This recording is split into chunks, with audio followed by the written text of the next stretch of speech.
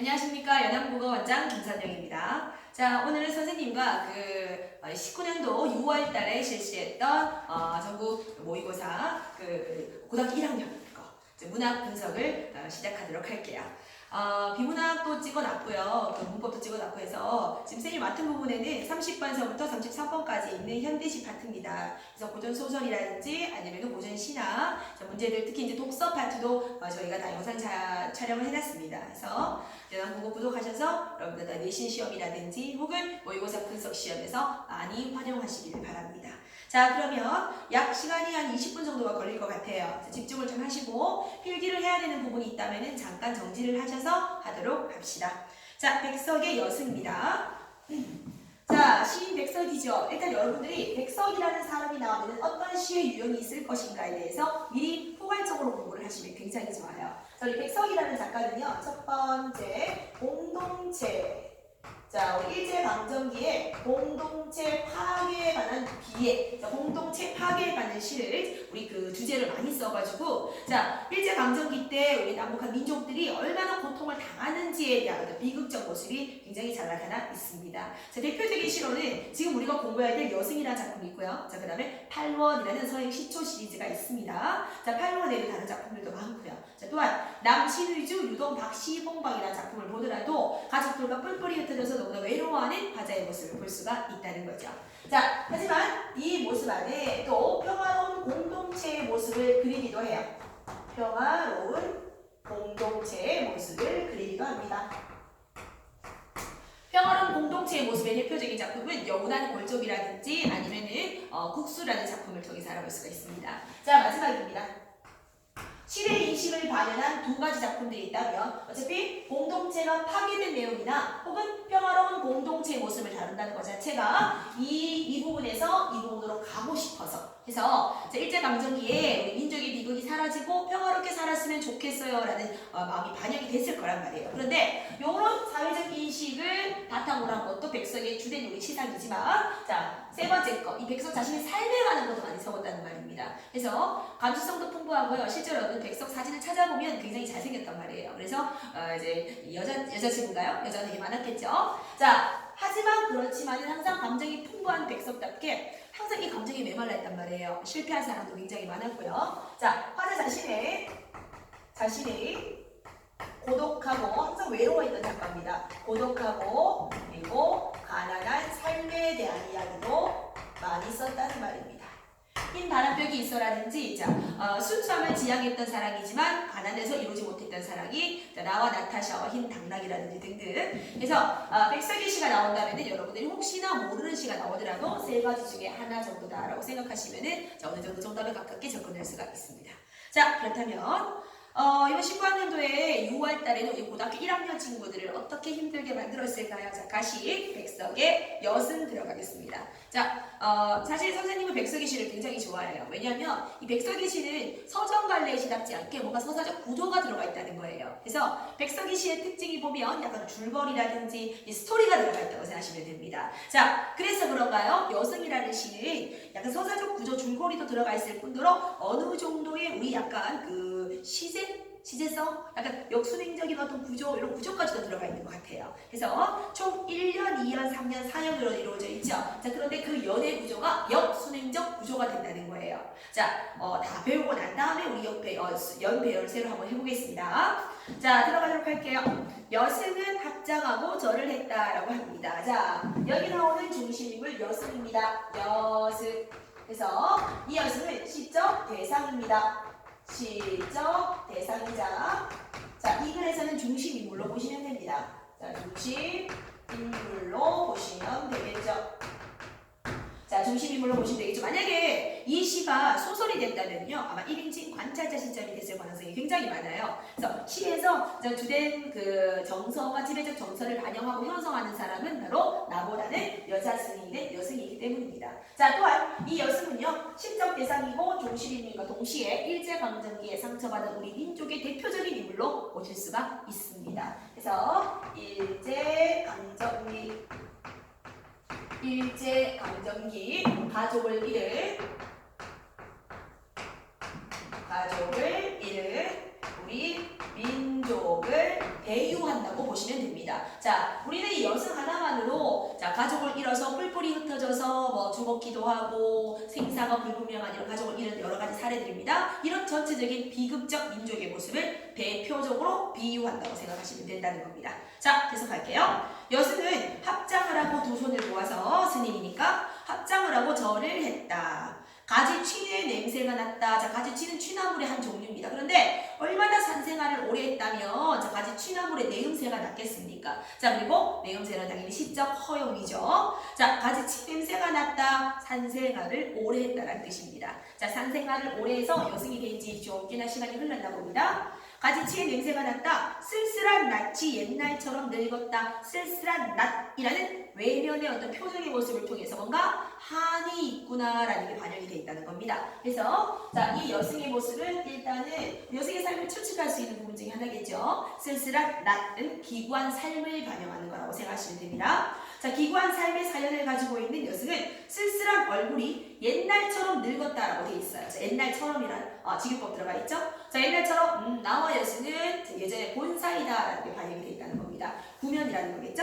옛날처럼 늙어 있더라. 나는 자, 시적 화자가 제시됐습니다. 자, 이 시적 화자는 나는 여승을 바라보면서 자, 내가 여승을 바라보는 시죠. 자, 이런 내가 여승을 바라보면서 어떤 느낌을 느꼈을까? 나는 불경처럼 서러워졌다라는 겁니다. 여승을 바라보는 자, 나의 마음이 서러움을 느꼈다라는 거겠죠?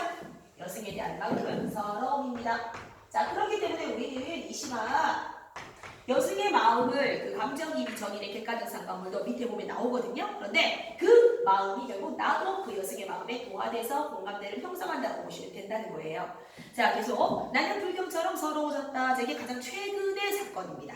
자, 이제 우리 그럼 과거로 한번 들어가 볼까요? 이연서부터 만약에 이것이 소설이었다면요, 역수는 이제 구조로 들어가게 됩니다. 평안도 실제 지명을 거론했어요. 자, 물론 백석의 고향이기도 하죠. 자, 평안도라는 공간적 배경이 사실적으로 제시가 됐습니다. 자, 배경은 평안도입니다. 평안도에 자, 실제 지명을 거론했습니다. 자, 그렇기 때문에 우리는 또 사실성이 획득이 된다라고 볼 수가 있겠죠. 평안도에 어느 산 깊은 금전판이다라고 얘기를 했어요. 자, 금전판 혹은 자, 그리고 다른 시에서는 금덤판이라고도 되어 있습니다. 금광입니다. 자, 금전판, 금광인데 평안도에 갖고 금전판 요 이 두 가지 말을 통해서 우리는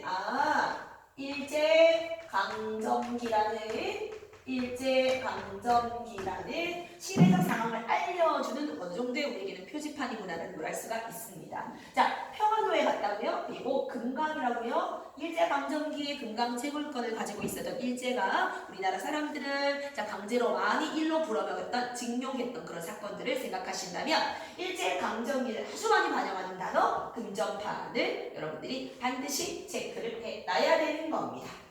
자, 계속 일제강점기에 아마 징용으로 끌려갔던 남편 혹은 가족을 찾아다니는 사람들이 있을 거예요. 바로 이 여승처럼요. 자, 상기품 금전판에는 나는 자, 과거에 납니다. 시적 화자지만 과거에 납니다. 나는 파리한 여인에게서 밑줄 꺼주세요. 자, 여러분들 지금 밑줄 끄고 있는 이 여인이 바로 예전에는 자, 여승, 지금은 여승이었던 그 여인입니다. 자, 여승의 과거의 모습이겠죠? 자, 나는 그런 파리한 여인에게서 이 파리하다는 모습과 위에 우리 1년에서 넘어갔던 쓸쓸한 낯이라는 것이 바로 어울린다고 보시면 돼요. 즉, 예전에 봤을 때의 여인의 모습은 또 파리했고요. 지금에 봤을 때 여인의 모습은 예전처럼 똑같이 쓸쓸했다는 겁니다. 그래서 우리는 여인의 삶이 자, 파리한 모습과 쓸쓸한 모습에서 느끼다시피 기구한 삶을 오래 살았구나라는 것 정도 추측할 수 있습니다. 자, 파리한 여인에게서 옥수수를 샀답니다. 이 옥수수는요, 여인이 생계를 유지하면서 동시에 남편을 찾아다니면서 뭐 일을 했다는 거. 자, 옥수수를 샀다. 여인은 나 어린 딸아이, 자, 나이 어린 딸아이입니다. 나이 어린 딸아이를 때리면서 가을밤처럼 자, 이거를 나이 어린 딸아이를 때린다고 해서 요즘 같은 경우는 뭐 이렇게 공개적으로 때린다면 아동학대란 말을 들었을 거예요. 근데 여인이 일제강점기예요. 자, 이런 시대에서 혼자서 호를 단신 딸아이를 데리고 다니면서 옥수수를 팔고 다니는데 하필이면 금광이라든지 그런 데를 간다는 거예요. 얼마나 힘들겠습니까? 우리는 이곳에서 여인의 한스러운 삶을 느껴야 된다는 거예요. 자, 한스러운 삶 때리면서 자, 그러니까 한스러운 삶이 드러나는 부분이 굉장히 감각적으로 표현될 겁니다. 가을밤같이 차게 울었다라고 돼 있죠. 가을밤. 자, 가을밤이라는 단어 세모 치시고 쓸쓸함을 부각해주는 아주 일상적인 소재입니다. 자, 이런 여인의 모습을 보여주는 게 바로 일단 가을밤. 우리 가을이라는 단어가 긍정적으로 쓰이는 경우도 있지만 뭐 성숙이라든지 결실이라든지 열매 맺는 보람 이렇게 쓰일 수도 있지만 또 이 가을에서 느껴지는 것을 우리 추일서정 기억나시죠? 그죠? 자, 이처럼 이 가을은 약간 하강적이고 떨어지는 느낌이고 낙엽을 생각할 수가 있고요. 자, 그렇기 때문에 여기서 가을에서 연상되는 이미지는 하강적 이미지라는 겁니다. 가을밤처럼 차게 울었다라고 돼 있어요. 자, 차게 울었다. 결국은 울음이 차다라는 거죠. 자, 차게 울었다라는 말은 결국 내 울음이 차게 느껴진다라는 겁니다. 울음이라는 청각적인 심상을 차다라는 촉각화시켰기 때문에 우리는 자, 여인의 울음을 공감각적으로 다시 말하면 아주 감각적으로 공감각적으로 감각의 전이라고 이야기를 합니다. 청각의 촉각화를 아주 아름다운 표현으로 표현을 했다는 겁니다. 가을밤처럼 차게 울었다. 자, 그러면 이 여인이 왜 돌아다녔는지를 이 금강의 옥수수를 파는지에 대해서 나옵니다. 섣벌처럼 나간 섣벌은 우리 그 토종벌입니다. 토종벌 중에서 여왕벌이라든지 어떤 뭐 수벌이 아니고 자, 이 일벌입니다. 1번.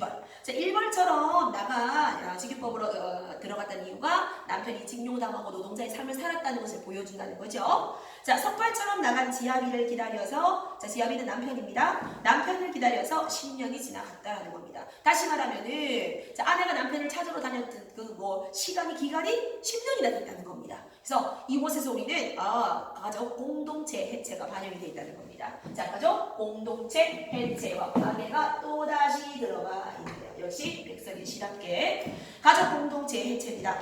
계속 자, 10년이 갔대요. 그런데 문제는 지아비는 돌아오지 않고 자, 분명히 어디론가 강제 이주를 당했다든지 아니면은 뭐 유리걸시 떠돌아다니면서 유랑인의 삶을 산다든지 그런데 선생님 생각에는 당연히 10년 동안 돌아오지 않는 걸 봤을 때 아마 죽었을겠구나 정도도 추측할 수가 있습니다. 가족 공동체 해체입니다. 지아비는 돌아오지 않고 어린 딸은 더 비극적이에요. 어린 딸은 도라지꽃이 좋아서 돌무덤으로 갔다라고 죽었다는 것을 조금 그래도 덜 슬프게 표현했다는 겁니다. 자, 그런데 보통 우리가 이런 거를 미화법이라고 얘기를 해요. 자, 부정적인 뭐 죽음이라든지 아픔이나 병, 우울함 등을 조금 더 언어적으로 순화해서 아름답게 표현하는 방법인데 그래도 너무나 슬프죠. 자, 남편은 10년이 되도록 돌아오지 않고 분명히 죽었을 것 같고 자, 딸아이는 도라지 꽃이 좋아서 한스러운 삶을 살다가 죽었답니다. 그래서 여기는 가족 공동체의 그냥 완전한 파괴를 볼 수가 있다는 겁니다. 자, 여인의 한이 요약적으로 제시가 되어 있는 부분입니다. 우리 3년에서는 여인의 삶이 요약적 제시가 되어 있어요. 요약적 제시입니다. 자, 이제 여인이 속세의 미련이 있겠습니까? 너무나 한스러운 삶을 살았던 여인이 여승이 되는 부분입니다. 상권도 자, 동그라미 치세요. 상권도 상권이라는 중요한 소재가 나옵니다. 바로 자, 우리 여승의 마음이 이입이 된 소재입니다. 상권. 자, 바로 상권에서 감정이입이 들어가 있다는 걸 알 수가 있어요. 자, 우리 감정이입에 대해서 친구들이 많이 객관적 상관물이랑 많이 헷갈려하는 부분이 있는데요.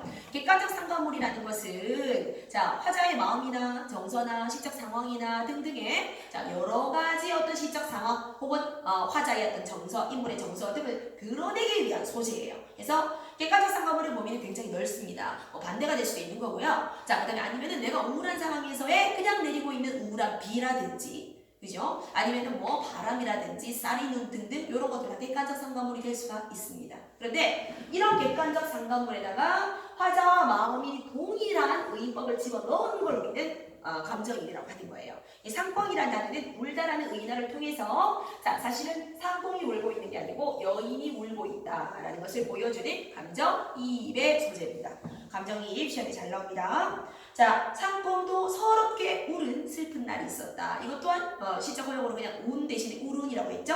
서럽게 운 슬픈 날이 있었다. 자, 그 슬픈 날이 바로 속세를 떠나서 여인이 여승이 되는 날입니다. 여인이 여승이 되는 날입니다.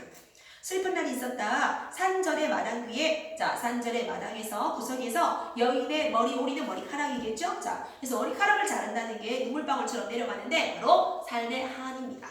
한스러운 삶입니다. 자, 정리해두세요. 여인의 한이 눈물방울처럼, 눈물방울 또한 한이겠죠? 눈물방울처럼 떨어진 그런 날이 있었다가 바로 여승이 된 날입니다.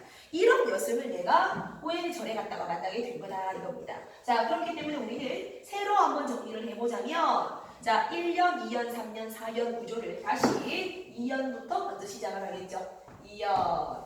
자, 2년에 옥수수를 팔러 다니는 거 그 부분이겠죠. 내가 하자가 여승을 만나게 되는 부분입니다. 자, 그런데 그 사이에 아기가 죽어버립니다. 물론 남편은 돌아오지 않았습니다.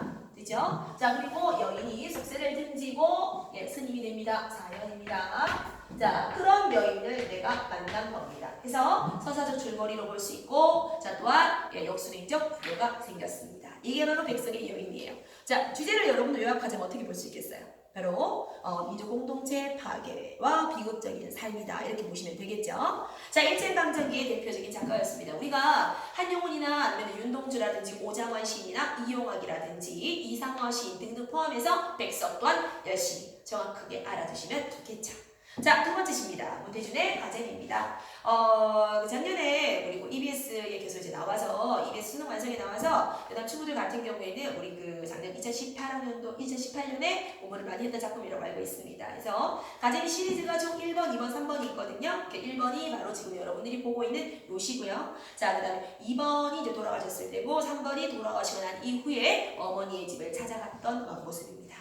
자, 실제 있었던 일입니다. 실제 있었던 일이고 일세에 의하면 뭐 유튜브에서 큰어머니란 말도 있는데요. 일단 어머니라고 지시가 돼 있단 말입니다. 그래서 자, 어머니가 암투병을 하시면서 김천의료원에서 아팠던 모습을 내가 감정이 동화되면서 같이 슬퍼하는 시. 그죠? 그리고 어머니가 돌아가셨을 때 당시, 그리고 어머니가 돌아가시고 난 이후에 느꼈던 허전함과 가난과 병마로부터 어머니가 벗어나서 편안하게 살았으면 좋겠습니다에 관한 이야기입니다. 자, 그래서 굉장히 슬픈 마음에 반응이 돼 있을 겁니다. 문태준의 가재미 들어가겠습니다.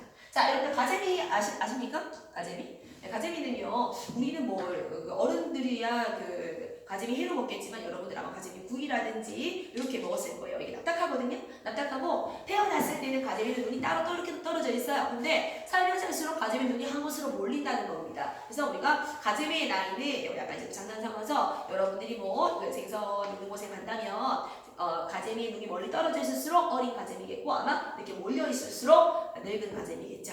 자, 그렇다면 우리 가재미라는 제목을 왜 썼을지 아마 외양의 유사성 때문입니다. 그 병마에 시달려서 뼈밖에 안 나와서 앙상합니다. 살이 다 빠진 이 어머니의 모습이 침대에 붙어있는 모습이 납작하게 붙어있는 가재미와 닮았다라는 이런 모습의 유사성 때문에 제목을 가재미로 설정을 했었을 겁니다. 자, 그래서 가재미를 우리는 자, 우리 제목서부터 왜 가재미? 이 가재미를 왜 어머니의 모습을 가재미라고 비유를 했을까요? 자, 먼저 가재미가 가지고 있는 어떤 생태적 특징 때문일 겁니다. 생태적 특징. 생태적인 특징이라고 해서 납작 엎드렸다라든지 눈이 한쪽으로 몰린다는 것들 이런 부분 때문에 우리는 어머니와 가재미를 비유를 해놨을 거란 말이죠. 자, 내용 한번 들어가 볼까요? 김천의료원의 6인실 302호에라고 되어 있습니다. 우리 아까 평안도라고 제시되었던 우리 백석의 여승이랑 비슷한 부분입니다. 그래서 실제 지명이 거론되었기 때문에 사실감을 획득할 수가 있겠죠. 그래서 김천의료원 실제 지명을 통해서 사실성을 높였습니다. 획득. 김천의료원 6인실 302호에 산소 마스크를 쓰고 암투병 중인 대상의 처지에 대해서 바로 제시가 됐습니다. 자, 우리 대상의 처지가 암투병이다라는 게 제시가 됐습니다. 암투병 중인 그녀가 누워있다. 바닥에 바짝 엎드린 가재미처럼 자, 여기서 침대에 힘없이 누워있는 모습을 바닥에 바짝 엎드린 가재미라고 비유를 했다는 겁니다. 모습의 유사성이라고 보시면 되겠죠. 가재미는 생태적인 특징이 바다에 아랫바닥 모래바닥 바닥에 붙어 있고, 자 우리 어머니도 침대에 붙어 있기 때문에 생태적 유사성으로 쓴 겁니다. 가재미처럼 그녀가 누워 있다. 나는 자 화자겠죠. 그녀의 옆에 어머니라고 하지 않고 그 어머니를 그녀라고 표현을 했다는 거예요. 그래서 이렇게 왜 하필이면 어머니라고 하지 않고 객관화시켰을까요? 객관화시킨 이유가 심리적인 거리가 절대로 아니죠. 조금 담담한 어조로에게서 슬픔을 약간 절제하려는 의도가 있었을 거라는 겁니다. 자 계속하겠습니다. 그래서 그녀의 옆에 나란히 한 마리 가재미로 눕는다. 이런 말을 보세요. 자, 나란히 옆으로 누웠다는 겁니다. 나란히 누웠다는 부분에서 암투명을 느끼고 있는 어머니의 모습을 수평적 바로 옆에 누웠다는 거예요. 바로 옆에 누웠다는 말은 수평적 관계를 형성한다라고 볼 수 있어요. 암투명을 하고 있는 어머니 옆에 수평적으로 누워있다라는 말은 결국 우리가 뭘 보여주고 있을까? 어머니의 아픔을 내가 공감을 하고 있다라든지 어머니의 아픔을 공감한다. 공감대의 형성으로도 볼 수 있고요. 공감대의 형성. 그러면서 대상에 대한 연민의 정서도 들어간다 이겁니다. 대상에 대한 연민의 정서나 그 다음에 공감대의 형성을 통해서 그 사람의 아픔을 내가 함께 느끼고 있다는 겁니다. 가재미에게 첫 번째 나오는 가재미는 당연히 화자 자신입니다. 가재미에게 그녀입니다. 어머니입니다. 내가 그녀에게 눈길을 건네자라고 했어요. 내가 그녀에게 건넨 것은 바로 눈길이다라고 얘기했죠. 자, 눈길을 건넨다는 말도 대상에 대한 연민의 정서를 깔고 있는 겁니다. 눈길을 건네자 그녀가 울컥 눈물을 쏟아낸다. 자, 울컥 눈물을 쏟아내는 것은 병마에 시달린 고통으로도 볼 수 있고요. 자신의 삶에 대한 한 때문에도 볼 수가 있습니다. 자, 병의 고통과 삶의 한이겠죠. 병의 고통과 삶의 한 정리해두세요. 실제로 모태준의 대상이 가재미에 나오는 어머니의 삶은 굉장히 가난하고 기부했다고 합니다. 자, 계속 한쪽 눈이 다른 한쪽 눈으로 옮아붙은이라고 되어 있습니다. 자, 아까 얘기했다시피 가재미의 생태적인 특징을 생각해보세요. 자, 일부러 생태적 특징을 이용해서 눈이 붙었다는 말은 가재미가 늙어갔다는 뜻이고 어머니도 죽음에 가까워지고 있다는 것을 표현한 겁니다. 그래서 그녀의 눈이 모이고 있다는 것, 그죠? 가재미처럼 생태적인 특징의 유사성이죠. 어머니가 죽음에 가까워진다라는 것을 아주 슬프게 표현을 했습니다. 자, 적어주세요. 죽음에 가까워짐. 나는 그녀가 온다. 그녀는 죽음만을 보고 있고 죽음을 앞두고 있고 나는 그녀가 살아온 파도 같은 날들을 보고 있다라고 했습니다. 실제로 내가 그녀의 삶을 바라볼 수는 없다는 겁니다. 그래서 그녀는 죽음을 바라보고 있고 나는 그녀의 삶에 대해서 회상한다라고 보시면 되는 거예요. 자, 내가 그녀의 삶에 대해서 회상한다. 그녀의 삶에 대한 회상입니다. 자, 내가 왜 그녀의 삶에 대해서 회상을 하겠습니까? 바로 연민의 정서 때문이겠죠. 어머니가 살아왔던 한순한 삶에 대해서 다시 한 번 더 회고를 해본다는 거예요. 좌우를 흔들며 살던 그녀의 물속성을 나를 떠올린다. 자, 좌우를 흔들며 살았다는 것은 그래도 건강했었던 이라는 말이에요. 건강했었던, 좌우로 흔들었던, 자, 회상을 합니다. 그래서 건강했던, 이게 하지만 그래도 건강, 아프기 전 단계야. 그렇지만 그거에다가 플러스 시련과 고난에 찬 일상이라고도 볼 수 있다는 겁니다. 자, 건강했던 과거이기도 하지만 그래도 시련, 자, 힘들었던 삶입니다. 힘든 삶.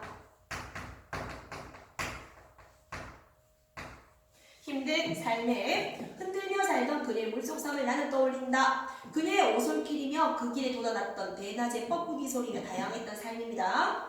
가는 국수를 삶던 저녁이며 국수 먹었던 삶이고, 자, 뭐 밥을 먹었다, 예를 들어 쌀밥과 고기를 먹었다라고 한다면 부유했겠지만 일부러 가는 국수를 삶았다라고 해서 가난한 삶을 또 보여주고 있습니다. 자, 흑탕조차 없었던, 담조차 없었대요. 그래서 역시 자, 흔들며 살았던 삶이 시련이고 힘든 삶이었어요. 여기다가 우리는 가난한 삶조차 추리를 할 수가 있습니다. 계속 흑탕조차 없었던 그녀 누대에 이어져 왔던 누대의 가계도를 떠올린다. 즉 이 말은 대대로 가난했던 삶을 살았다라는 거예요. 대대로 가난한 삶을 살았던 그녀의 삶에 대해서 예전서부터 가난했으니까 벗어날 수 없는 삶이었나 봅니다. 자, 대대로 가난했던 그녀의 삶을 회상한다. 두 다리는 서서히 멀어져서 가랑이가 지고 있다. 자, 죽음과 가까워지면서 점점 쇠약해지고 있다는 모습입니다. 점차 건강에서 멀어지고 있죠. 쇠잔함 점점 쇠약해지고 있습니다. 죽음에 죽음에 가까워지는 모습을 알 수가 있습니다. 자, 폭설을 견디지 못하는 나뭇가지처럼, 자, 폭설이야. 이것도 병마, 이 글에서는 병마라고 보시면 돼요. 병을 견디지 못하는 나뭇가지처럼, 자, 나뭇가지 줄 것이고, 자, 이거 어머니를, 그녀를 비유하는 말이죠. 그녀처럼 등뼈가 구부정해지고, 자, 두 번째, 세세해진다. 죽음에 가까워진다는 겁니다. 첫 번째는 다리가 가늘어지고 있다. 가랑이 지고 있다. 다리와 다리 사이에 살이 빠져서 고랑이 졌다는 뜻이에요. 자, 두 번째는 등뼈가 구부정해지고 있다. 뼈밖에 안 나가는 겁니다. 자, 그 겨울 어느 날을 생각한다. 그녀의 숨소리가 느릅나무 껍질처럼, 자, 느릅나무 껍질이야. 생명력이 없죠. 물기가 없죠. 그래서 생명력 고갈입니다. 생명력이 고갈된 모습처럼 점점 거칠어지고 있다. 자, 병세가 악화되고 있다라는 뜻입니다. 병세가 악화된다. 나는 그녀가 죽음 바깥의 세상을 이제 볼 수 없다. 죽음 바깥이라면 삶입니다. 삶의 세상을 볼 수 없다는 것을 안다. 결국 그녀는 삶의 세상을 더 이상 볼 수가 없다는 거예요. 왜냐? 암 때문이겠죠? 그래서 그녀는 이제, 자, 죽음 바깥의 세상, 삶의 세상을 볼 수가 없다라는 겁니다. 자, 어때요? 죽었다, 죽어간다라는 표현을 굉장히 감각적으로 표현했죠. 자, 계속 봅니다. 한쪽 눈이 다른 한쪽 눈으로 깜깜이에 쏠려버렸다는 것을 나는 알고 있다. 자, 이거는 죽음에 임박했다. 즉, 가정의 생태적인 특징에 근거해서 죽음에 가까워진다. 이 말이겠죠. 나는 다만 좌우를 흔들면서 가재미처럼 좌우를 흔들면서 헤엄쳐가서 그녀의 물속에 나란히 눕는다라고 얘기했어요. 자, 그녀의 물속에 눕는다는 말은 가재미를 닮은 그녀는 물속에 있고 나도 그 물속에 들어간다는 말. 즉, 다시 얘기해서 이 가재미에게 나는 또 자, 공감을 느끼고 연민의 정서를 느낀다라는 겁니다. 자, 내가 가재미가 됐다는 말 자체가 내가 그녀의 마음에 공감을 했다는 뜻입니다. 계속 산소호흡기로 들이마신 물을, 자, 왜냐하면 내가 가재미가 되었으니까 산소호흡기로 들이마신 물을 마른 내 몸 위에 그녀가 가만히 적셔준다라고 되어 있어요. 즉, 죽음을 앞두고 그녀가 나를 적셔준다라는 말은 나와 그녀가 인간적 교감을 나누었다라는 겁니다. 인간적 교감을 나누었다라는 거죠. 됐죠? 자, 전반적으로 다시 정리를 해보면요. 사건이 있지 않습니까? 그래서 시적 상황과 대상의 처지를 구체적으로 제시했습니다. 자, 첫 번째 특징은 굉장히 사실적으로 시적 상황과 대상의 처지를 구체적으로 제시를 했습니다. 자, 두 번째 특징은요. 현재형으로 서술을 했어요. 현재형으로 서술을 하니까 지금 눈앞에 벌어지는 모습처럼 굉장히 생동감이 느껴지는 부분을 볼 수가 있겠죠. 그죠? 자, 그리고 가재미라는 어떤 자연물을 이용해서 대상의 상황을 드러내었다라는 비유적으로 드러내었다. 자, 자연물, 여기서 자연물이라는 것은 당연히 가재미입니다.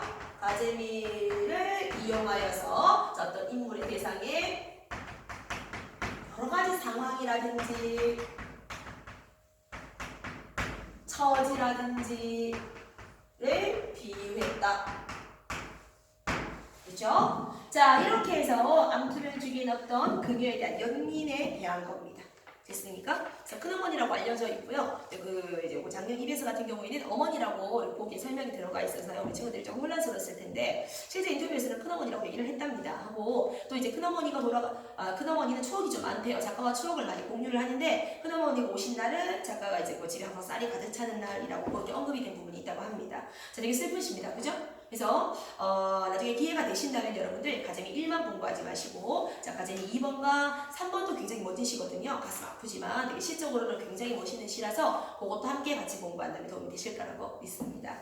자, 모의고사를 공부하는 것이 여러분들 내신에도 도움이 당연히 되고 나중에 훗날 여러분들의 수능이나 뭐 체제라든지 정시라든지 등등에 대해서 도움이 많이 될 겁니다. 자, 고생 많이 하셨고요. 저는 연암국어학원의 원장 김선영이었습니다. 수고하셨어요.